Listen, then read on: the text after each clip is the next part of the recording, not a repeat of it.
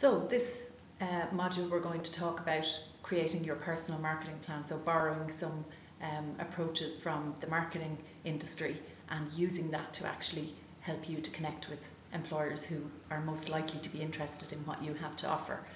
So we're going to work on building a personal marketing plan. So this is a document that mainly you will use for yourself, or maybe you might actually use with close, trusted friends and contacts, to actually show them clearly this is what it is that I'm looking for, and that will help them identify potential opportunities that you may be interested in as well. So there's going to be 5 areas we're going to talk about. The first one is your professional objective or title. So this is really a concise statement of the kind of role that you might be looking for example, personal assistant or office administration manager. But it's really important that you're clear and that it's 2 or 3 key words. Lots of people are very vague about management professional or something like that. So the more clear you can be about the type of role that you're looking for, the more likely someone is to know how they can place you. And it's also important not to just think about it in terms of, well, what was the last job that I did? Because maybe you might undersell yourself. You might say, well, I'm an office administrator, when in fact you have management experience and you are well capable of managing an office. So it's important that you're talking about your target role, not simply the last position that you were in.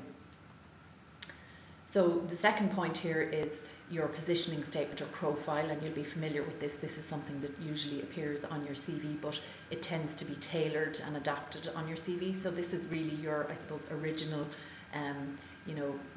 profile or positioning statement. So this is usually like 5, 6, 7 lines long, written in the third person usually, because it's just kind of, people find it easier to write about themselves when it's written in those terms.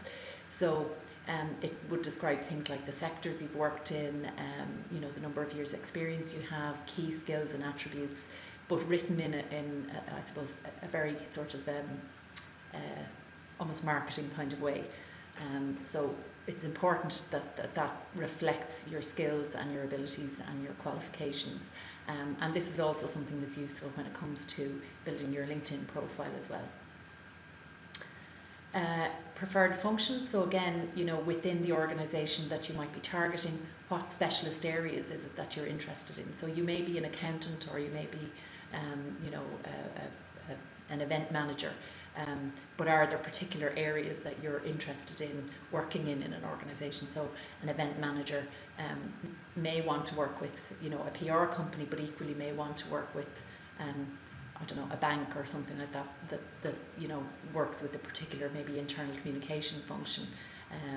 So it's important to be really clear about what areas you are looking at within the organisation as well.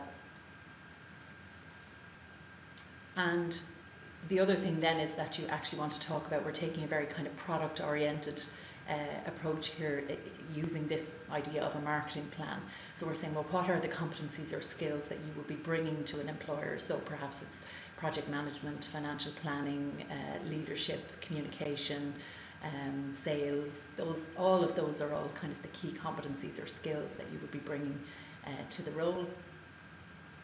And then refine it. Okay, so what is your target market? So having talked about the things that we spoke about earlier, like location and all those kinds of things, how can you narrow that down, ideally to a list of 5 or 10 or 20 companies that are your target organisations, and that helps you to get focus and get clarity. And if you were to show this to a close associate, they'd be really clear, and they might say, oh yeah, I know somebody in that organisation who I can get you an introduction to. So this idea, the idea of doing this personal marketing plan is really to get you focused on what it is that you're looking for. So you might state things like your preferred geographic area, the preferred sectors or actual specific target organisations that you would be potentially a good match for. And then if you've identified specific organisations, that you actually can use your network and use LinkedIn to actually start to look at, who do I know who might already work for some of those companies, and that I could actually arrange to have a meeting and see what's going on, see what opportunities might be there. I would also say that, looking at those organisations' websites, at their careers pages, certainly they may have opportunities that might suit you, but just because there isn't something advertised doesn't mean they're not hiring doesn't mean that they don't have an opportunity that would suit you, or don't have an opportunity that's about to come up. So again, it's important, you know, not to be looking just on the website and assuming that if there's nothing there that they're not hiring. So we'll be providing a template in the resources for this module for you to put that personal marketing plan together.